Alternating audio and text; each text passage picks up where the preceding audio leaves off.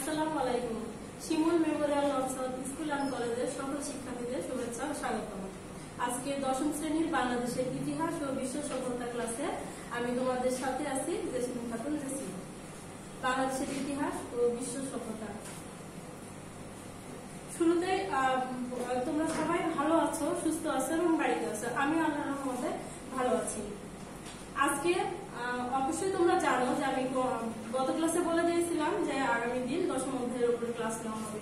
তাহলে দশম অধ্যায়টা সম্পর্কে তোমরা নিশ্চয়ই একটু বই পড়েছো বা চর্চা করেছো এবং এ সম্পর্কে সচেতন আছো। তাহলে দশম অধ্যায়ের নামটা কি আমরা জেনে নিই। দশম অধ্যায় ইংরেজ শাসন আমলে স্বাধিকার আন্দোলন। আচ্ছা, এখানে যেহেতু স্বাধিকার এবং ইংরেজ শাসন আমলে দুইটা শব্দ আছে। ইংরেজ শাসন আমলে ভারতীয় উপমহাদেশে অনেক আন্দোলন হয়েছিল, বিভিন্ন আন্দোলন হয়েছে বিভিন্ন সময়ে, এবং এই আন্দোলনটার প্রেক্ষাপট ধরে পরবর্তীতে বাঙালি জাতি বা ভারত উপমহাদেশে যে স্বাধিকার আন্দোলনের সূত্রপাত হয় তা আমরা আজকে এই অধ্যায়ের মাধ্যমে জানতে পারবো। শিকনফল। ইংরেজ শাসন আমলে বাংলা স্বাধিকার ও রাজনৈতিক আন্দোলন এবং এর ফলাফল মূল্যায়ন করতে পারবে। আলোচ্য বিষয় 1857 সালের স্বাধীনতা সংগ্রাম। 1857 সালে কিভাবে, কেন, কোথা থেকে স্বাধীনতা সংগ্রাম হলো? সুদীর্ঘ 100 বছর বাঙালি ভারতীয় উপমহাদেশের পরাধীনতা থাকলেও দীর্ঘ 100 বছর ভারতীয় কৃষকরা সংগ্রামে লিপ্ত হয় এবং তারা এই পরাধীনতা মেনে নেয় নাই, এবং পরবর্তীতে একটা সময় তারা সশস্ত্র সংগ্রামে লিপ্ত হয় এবং নানা আন্দোলনের মধ্যে দিয়ে পরবর্তীতে 1857 সালে স্বাধীনতা আন্দোলনটা বেগবান হয় এবং স্বাধীনতা আন্দোলনটা ভারতীয় উপমহাদেশে প্রথম বাঙালির জাতীয়তাবাদী আন্দোলনের রূপ নেয়। এবং এভাবে শুরু হয়, যেহেতু ভারতীয় ব্রিটিশ সরকার তাদের রাজনৈতিক, প্রশাসনিক, ধর্মীয় এবং অর্থনৈতিক বৈষম্যের মধ্য দিয়ে বাঙালি জাতিকে পিষ্ট করতে থাকে, এবং সেই থেকে শুরু হয় 1857 সালে স্বাধীনতা সংগ্রাম। বঙ্গভঙ্গ 1905 সালে বঙ্গভঙ্গ শুরু হয় এবং 1911 সালে তা রহিত হয়। বঙ্গভঙ্গের পটভূমি এবং কারণ: স্বদেশী আন্দোলন, মহাবিদ্রোহ। আসলে মহাবিদ্রোহ কোনটাকে বলা হচ্ছে? 1857 সালে ভারতীয় উপমহাদেশে বাঙালি সমাজ অর্থাৎ বাঙালিরা যে ব্রিটিশ বিরোধী আন্দোলনের মাধ্যমে তৎপর হয় এবং যে আন্দোলনটা চূড়ান্ত রূপ ধারণ করে এবং সংগঠিত হয় এক ব্রিটিশ বিরোধী আন্দোলন, যেটা সশস্ত্র সংগ্রামের মধ্যে দিয়ে, সেটাকে মহাবিদ্রোহ বলা হয়। অর্থাৎ 1857 সালের সিপাহী বিদ্রোহ, যেটা ভারতীয় উপমহাদেশের প্রথম স্বাধীনতা সংগ্রাম নামে আখ্যায়িত করা হয়। স্বাধীনতা সংগ্রামের কারণ সমূহ। ভারতীয় উপমহাদেশে এই স্বাধীনতা সংগ্রাম কেন হয় এবং এর পিছনে নানাবিধ কারণ লক্ষ্য করা যায়। তার মধ্যে হচ্ছে উল্লেখযোগ্য কারণ রাজনৈতিক কারণ।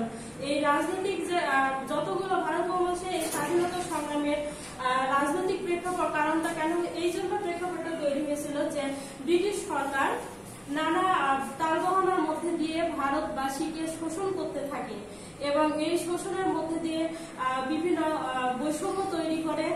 অর্থাৎ লর্ড ডালহৌসি এসে প্রথম সত্যবিলোপ নীতি চালু করেন এবং সত্যবিলোপ নীতি অনুযায়ী যেহেতু দত্তক পুত্র কোনো সম্পত্তির উত্তরাধিকার হতে পারবে না এবং দত্তক পুত্রকে বঞ্চিত করা হতো, এছাড়াও ভূমি রাজস্ব নীতির মাধ্যমে দেশের কৃষকদেরকে বঞ্চিত করা হয়।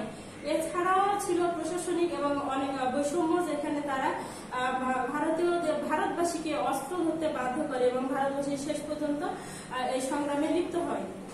অর্থনৈতিক কারণ। ভারতীয় উপমহাদেশের স্বাধীনতা সংগ্রামের যে কারণগুলোর মধ্যে আরেকটা গুরুত্বপূর্ণ ছিল অর্থনৈতিক কারণ। অর্থনৈতিকভাবে ভারতবাসীকে, অর্থাৎ ব্রিটিশ সরকার ভারতবাসীকে অর্থনৈতিকভাবে নানা দিক থেকে পিষ্ট করতে থাকে।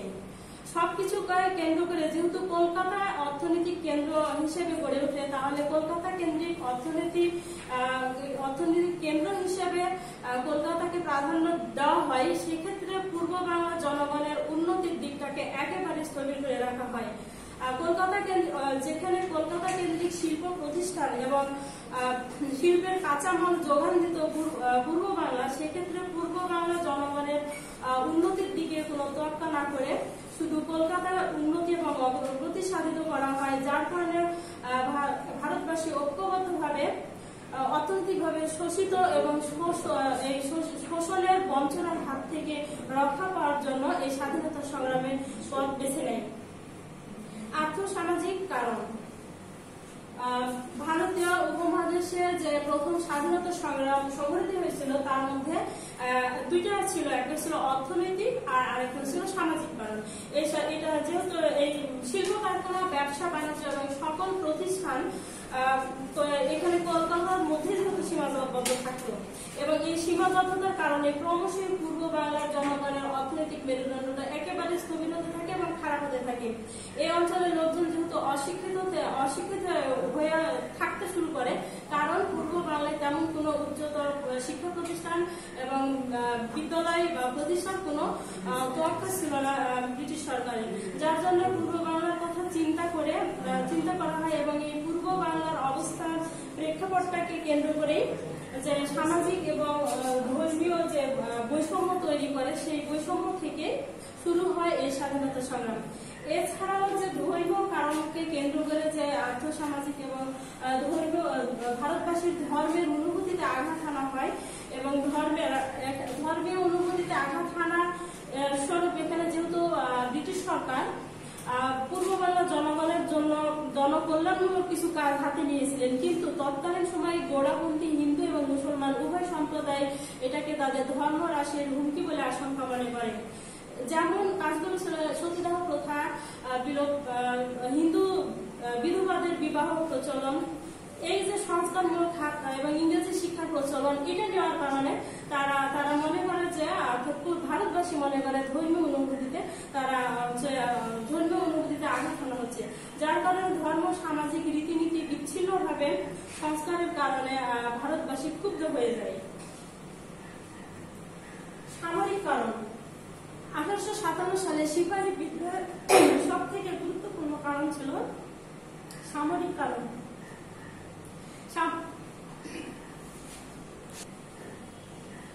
আচ্ছা, সুপ্রিয় শিক্ষার্থীবৃন্দ, কি বলছিলাম যে স্বাধীনতা সংগ্রাম বা সিপাহী বিদ্রোহের যতগুলো কারণ রয়েছে তার মধ্যে সব থেকে গুরুত্বপূর্ণ কারণ হচ্ছে সামরিক কারণ। সামরিক বাহিনীতে ইংরেজ ও ভারতীয় সৈন্যদের মধ্যকার যে বৈষম্য, এই বৈষম্যটাকে ইংরেজ ও ভারতীয় সিপাহীদের মধ্যে যে পদবি এবং বেতন ভাতা নিয়ে অসন্তুষ্টি তৈরি করে এবং ভারতীয়দের যেহেতু পদোন্নতির ক্ষেত্রে সুযোগ সুবিধা কম দেওয়া হয় এবং ব্রিটিশ সৈন্যদেরকে পদোন্নতি এবং বেতনের ক্ষেত্রে তাদের উচ্চ পর্যায়ে রাখা হয়, এই কারণে প্রথমত এই বিদ্রোহটা শুরু হয় এবং অফিসারদের মধ্যে পক্ষপাতিত্বমূলক আচরণের কারণে সিপাহীদের মধ্যে বিদ্রোহের আগুন জ্বলে ওঠে। তাছাড়া হিন্দু মুসলমান উভয় সম্প্রদায়ের মধ্যেই সিপাহীদের ব্যবহার করা হয়, সিপাহীদের ব্যবহারের জন্য যে এনফিল্ড রাইফেল ব্যবহার করা হতো, এই এনফিল্ড রাইফেলের টোটা কাটতে হতো দাঁত দিয়ে এবং সেক্ষেত্রে এটা তারা সৈন্যদের মধ্যে ব্যাপক একটা গুজব ছড়িয়ে পড়ে যে এনফিল্ড রাইফেলের টোটা গরু এবং শুকরের চর্বি দিয়ে চর্বি মাখানো আছে, যার কারণে হিন্দু এবং মুসলমান উভয় সম্প্রদায়ের সৈন্যরা এটাকে তাদের ধর্ম হ্রাসের কারণ মনে করে এবং এই আশঙ্কা থেকে বিদ্রোহের আগুন আরো জ্বলে ওঠে ভারত উপমহাদেশে। স্বাধীনতা সংগ্রাম। 1857 সালের 29শে মার্চ বন্দুকের গুলি ছুড়ে পশ্চিম বাংলার ব্যারাকপুরে বিদ্রোহের সূচনা করেন সিপাহী মঙ্গল পাণ্ডে। এখানে কয়েকটা গুরুত্বপূর্ণ কোশ্চেন, যে স্বাধীনতা সংগ্রাম সূচনা হয় কোন প্রেক্ষাপটের মধ্যে দিয়ে, 1857 সালে কোন তারিখে 29শে মার্চ কে এই বিদ্রোহের সূচনা করেন? সিপাহী মঙ্গল পাণ্ডে। কোথায় করেন?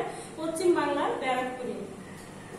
এই সঙ্গে সঙ্গে বিদ্রোহটা ছড়িয়ে পড়ে বিভিন্ন অঞ্চলে, যেমন হচ্ছে পাঞ্জাব, উত্তরপ্রদেশ, মধ্যপ্রদেশ, বাংলা সহ ভারতের প্রায় সর্বত্রই বিদ্রোহ ছড়িয়ে পড়ে। বাংলাদেশের ঢাকা, চট্টগ্রাম, যশোর সহ পাবনা, রংপুর, দিনাজপুর দ্রুত এই বিদ্রোহে সামিল হয়। বিদ্রোহীরা প্রথমে দিল্লি দখল করে এবং দিল্লি দখল করে দিল্লির সম্রাট দ্বিতীয় বাহাদুর শাহকে দিল্লির বাদশাহ হিসেবে ঘোষণা করে। তাহলে এখানে বিদ্রোহীরা প্রথমে কি করে? দিল্লি দখল করে নেয় এবং দখল করার পরে মুঘল সম্রাট তৎকালীন কে ছিলেন দ্বিতীয় বাহাদুর শাহ এবং বাহাদুর শাহকে ভারতবর্ষের বাদশাহ বলে ঘোষণা করে। ভারত এই যুদ্ধে অংশগ্রহণ করেন কে নানা সাহেব, ঝাঁসির রানী লক্ষ্মীবাই এবং মৌলভী আহমেদুল্লাহ সহ এই যুদ্ধে প্রত্যক্ষভাবে অংশগ্রহণ করেন এবং পরবর্তীতে ভারতবাসীরা এখানে প্রাণপণে এই যুদ্ধে লড়াই করে পরাজিত হন। সংগ্রামের অধিকাংশই যুদ্ধে নিহত হয় এবং বাকি যারা জীবিত ছিলেন সৈনিকদের বাহাদুর শাহ পার্কে তাদেরকে ফাঁসিতে ঝুলিয়ে হত্যা করা হয়। মুঘল সম্রাট দ্বিতীয় বাহাদুর শাহকে রেঙ্গুনে নির্বাসিত করা হয় এবং ঝাঁসি রানী লক্ষ্মীবাই যুদ্ধে নিহত হন। এখানে গুরুত্বপূর্ণ আরেকটা কোশ্চেন যে মুঘল সম্রাট দ্বিতীয় বাহাদুর শাহকে কোথায় নির্বাসিত করা হয়? রেঙ্গুনে। এবং ঝাঁসির রানী লক্ষ্মীবাই যুদ্ধের পরে তিনি কি হন? নিহত হন। প্রথম স্বাধীনতা সংগ্রামের গুরুত্ব। আচ্ছা, 1857 সালে যে সিপাহী বিদ্রোহ বা প্রথম স্বাধীনতা সংগ্রাম বলছি আমরা, এই প্রথম স্বাধীনতা সংগ্রামের গুরুত্ব ছিল সুদূর প্রসারী। এই গুরুত্বটা ছিল তাৎক্ষণিকভাবে ভারতবাসীকে ফল দিতে শুরু করে। যেমন এই বিদ্রোহের মাধ্যমে ইস্ট ইন্ডিয়া কোম্পানির শাসনের অবসান হয়। ব্রিটিশ সরকার অর্থাৎ তৎকালীন ব্রিটিশ সরকার ছিলেন মহারানী ভিক্টোরিয়া। ইংরেজ সরকার তৎকালীন নিজ হাতে শাসনভার গ্রহণ করেন। এর আগে ইংরেজ সরকার সরাসরি শাসনভার নিজের হাতে তুলে নেননি। কেন তুলে নেননি?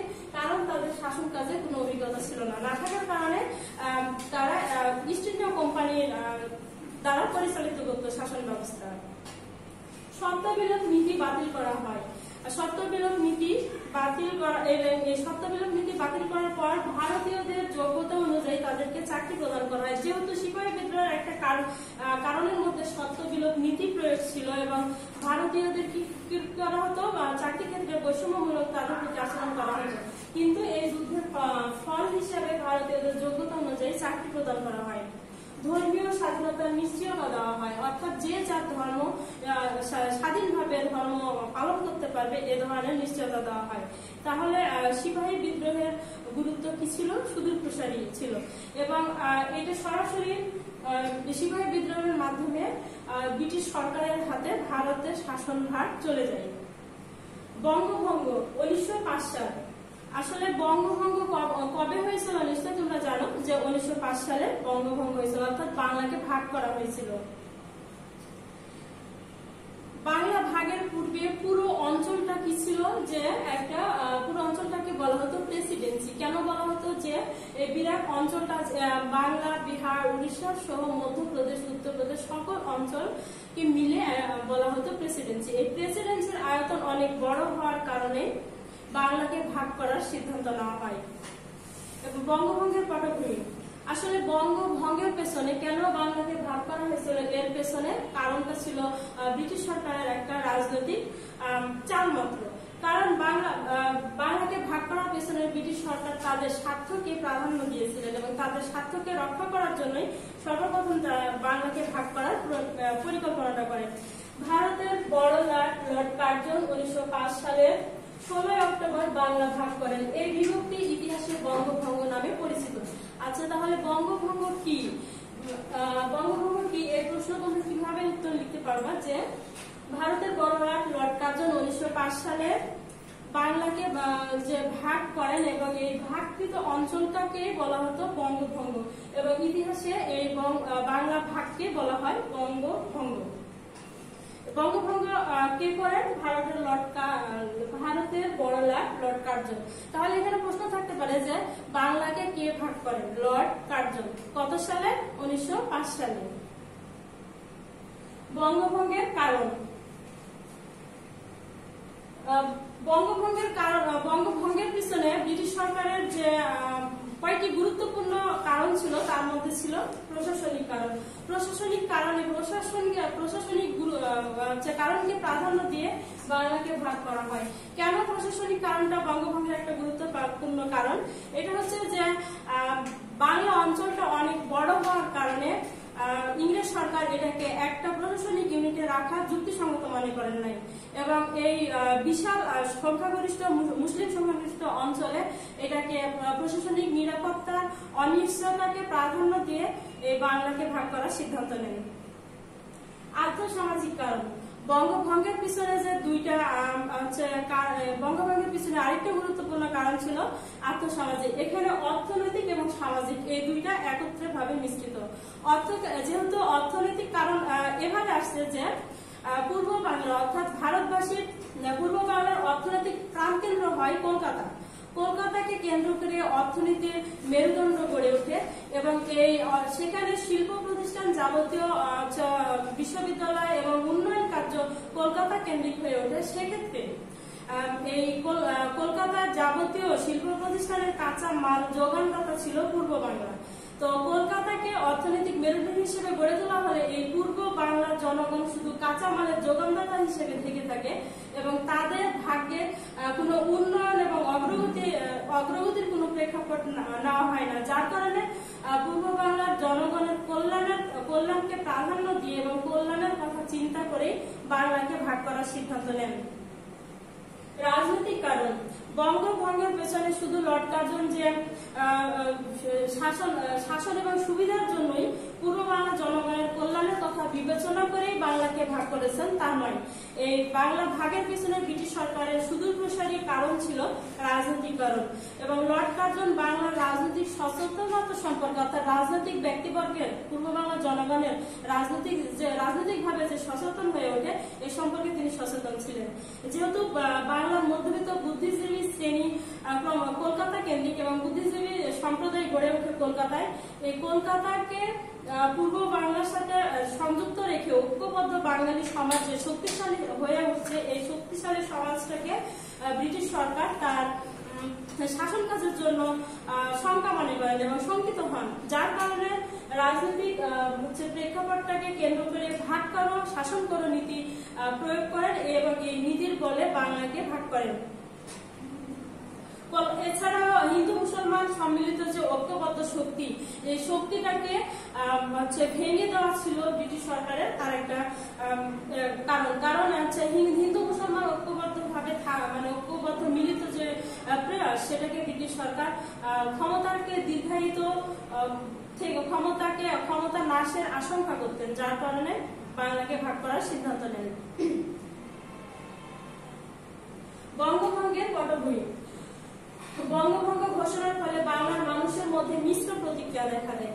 আচ্ছা, বঙ্গভঙ্গ যে প্রতিক্রিয়া শুরু হয়েছিল হিন্দু মুসলমান উভয় সম্প্রদায়ের মধ্যে এবং বঙ্গভঙ্গটাকে মুসলিম সম্প্রদায় প্রথম স্বাগত জানায়, কিন্তু হিন্দু সম্প্রদায়ের মধ্যে তীব্র অসন্তুষ্ট দেখা দেয়।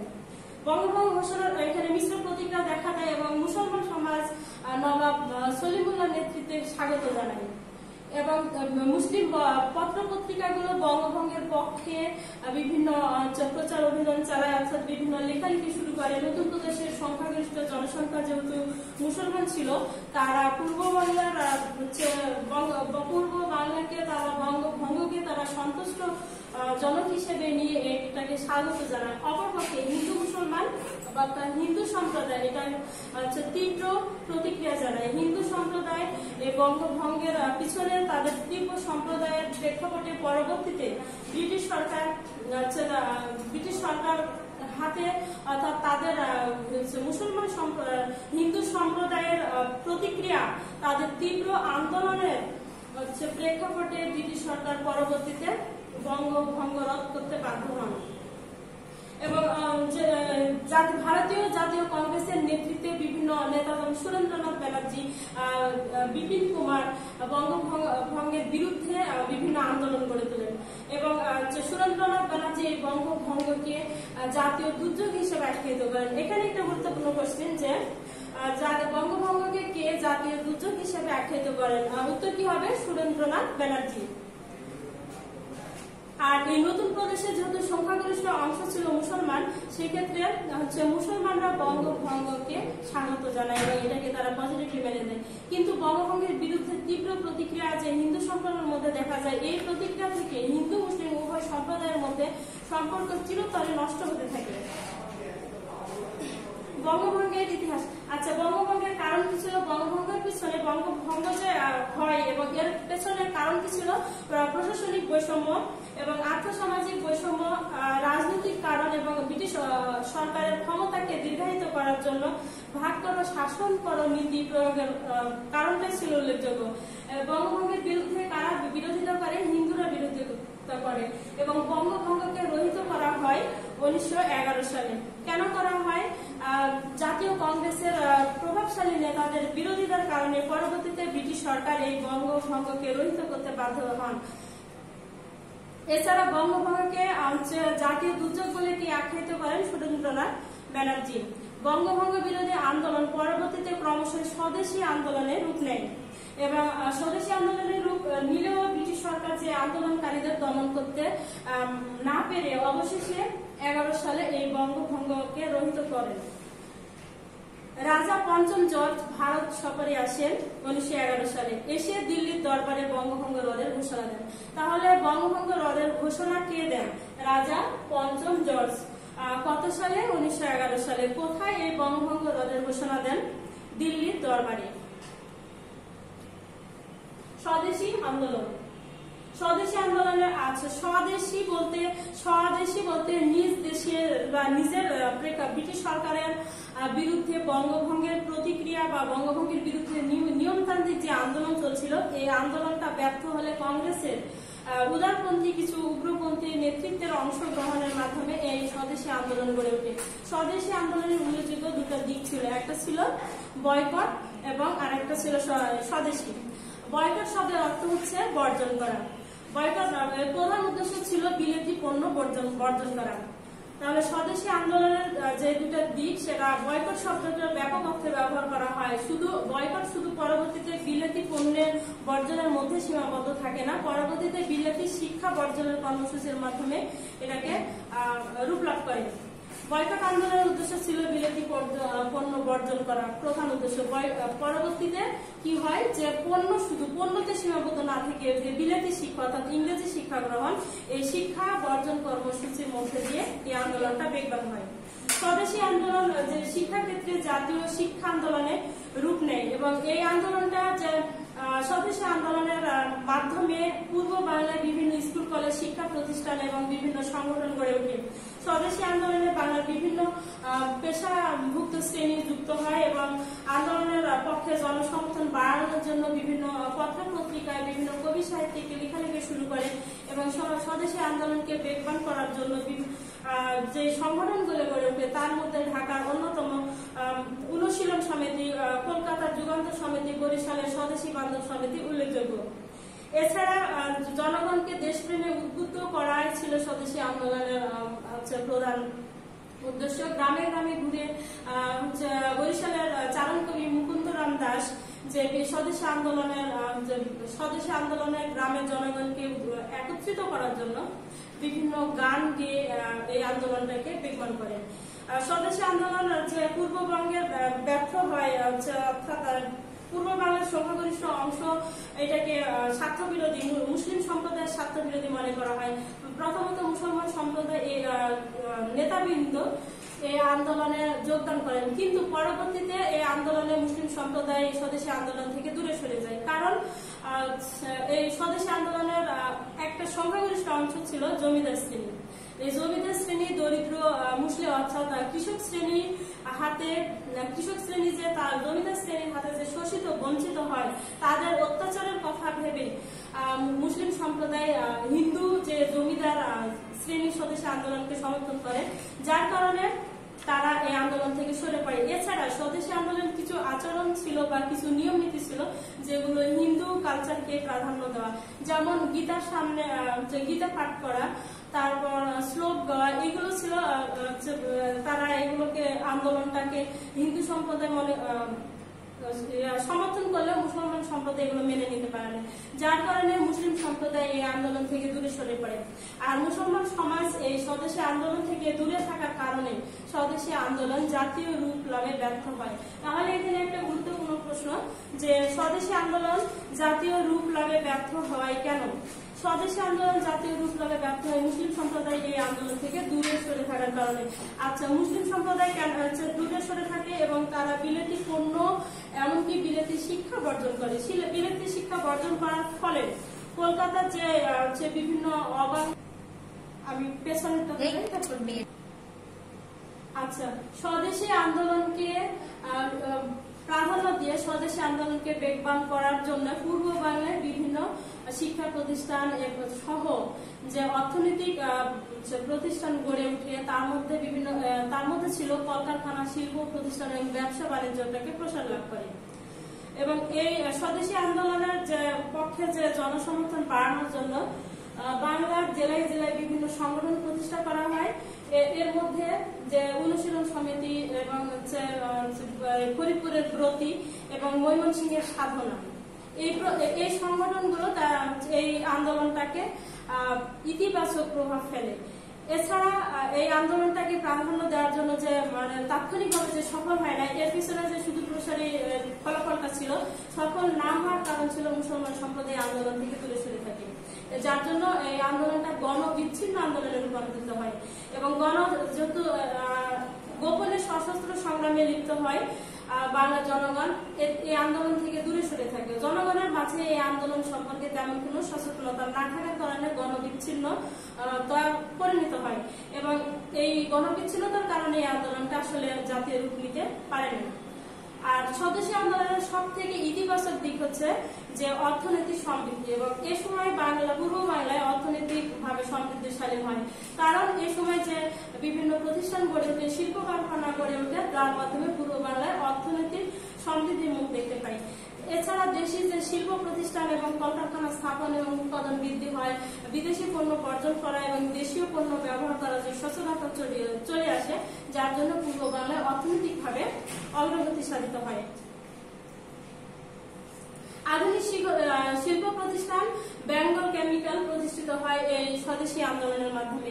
এছাড়া বিখ্যাত টাটা কোম্পানি 1910 সালে কারখানা স্থাপন করে এবং রবীন্দ্রনাথ ঠাকুর ওই সময় যে আমাদের জাতীয় সঙ্গীত রচনা করেন।